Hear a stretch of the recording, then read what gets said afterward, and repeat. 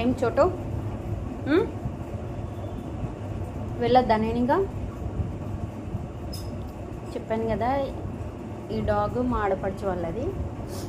వాళ్ళు మా అల్లుడు వాళ్ళ అబ్బాయి దగ్గరికి వెళ్ళారు, యుఎస్ఏ. మా గెస్ట్ అన్నట్టు వీడు. నేను మేకప్ ఆర్టిస్ట్ని కదా, నేను పార్లర్ నుండి కంపల్సరీ వీడికి లంచ్ పెట్టడానికి వస్తాను. మార్నింగే పెట్టి వెళ్ళొచ్చు, కానీ వాష్రూమ్ టాయిలెట్ అయినా ఏదైనా వస్తే ఇబ్బంది కదా అనేసి కంపల్సరీ వస్తాను. ఇంకా రాగానే ఎన్నో రోజులైనట్టు చూడక అట్లా యాక్షన్ చేస్తూ మీదికి వస్తూ ప్రేమ చూపెడతాడు. ఇంకా అన్నం పెడితే తింటాడు. ఇక పార్లర్కి వెళ్ళడానికి రెడీ అవుతా కదా, చూస్తూ ఉంటాడు. చోటు నేను ఆచిపోతున్నా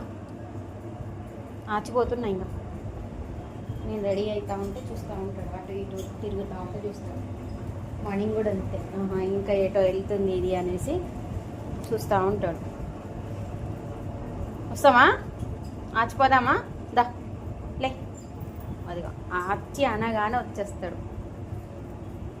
టాయిలెట్ చేసినా లేకపోతే పాలు తాగకపోయినా కోపడి వెళ్ళిపోవాలంటే ఆ ఒక పో అనే అర్థం, ఆ మాట మాత్రమే తెలుస్తుంది, వినబడుతుంది, దానికి మాత్రమే అర్థమవుతుంది. ఆ ఒక్క పో అనే మాటకే అర్థం తెలుసు, అంతే. ఊపుతూ ఉంటాడు. వెళ్దామా?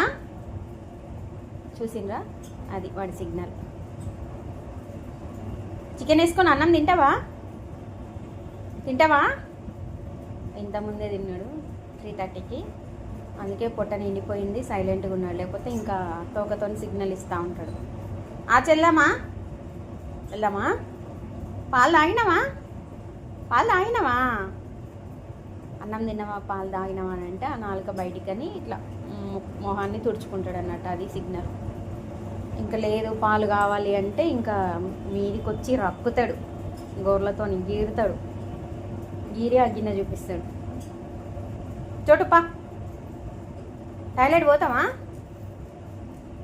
టాయిలెట్ పోదామా? తీసుకెళ్తాను, నీది వీడియో ఇస్తాను.